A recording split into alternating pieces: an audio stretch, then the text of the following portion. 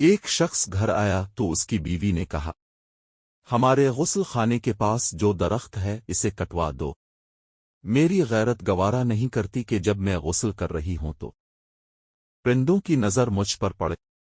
وہ بیوی کی اس بات سے بہت متاثر ہوا اور درخت کٹوا دیا۔ وقت گزرتا رہا۔ ایک دن وہ خلاف معمول اچانک گھر آیا تو دیکھا بیوی کسی مرد کے ساتھ مشغول تھی۔ اسے بہت غصہ آیا اور اپنا گھر بار چھوڑ کر بغداد چلا گیا اور وہاں اپنا کاروبار شروع کر لیا۔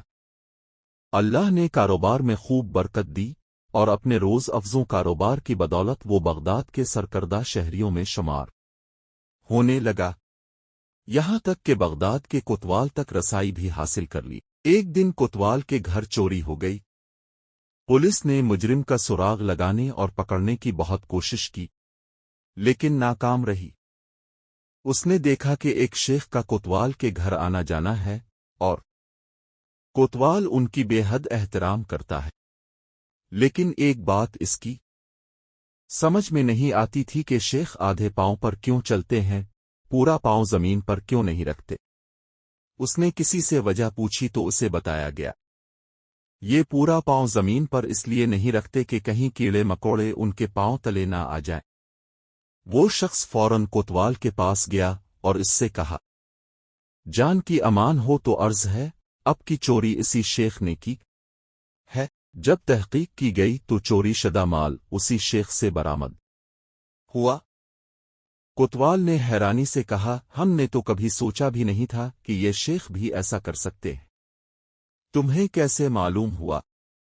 اس نے کہا، میرے گھر میں ایک درخت تھا جس نے مجھے نصیحت کی تھی، جو لوگ ضرورت سے زیادہ نیک نظر آنے کی کوشش کرتے ہیں وہ عموماً نیک نہیں ہوتے۔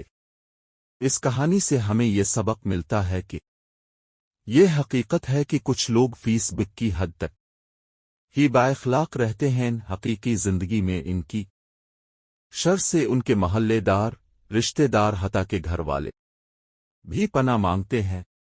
ایسے اخلاق و نیک نامی کا کیا فائدہ جس سے صرف وہی لوگ فائدہ اٹھائیں جن کا آپ کی پریکٹیکل لائف سے کوئی واسطہ ہی نہیں۔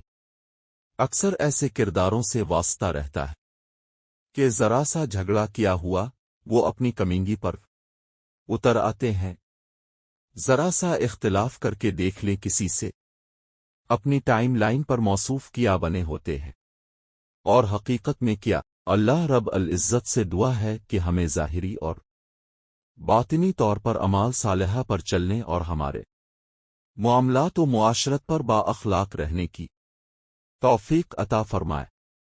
آمین۔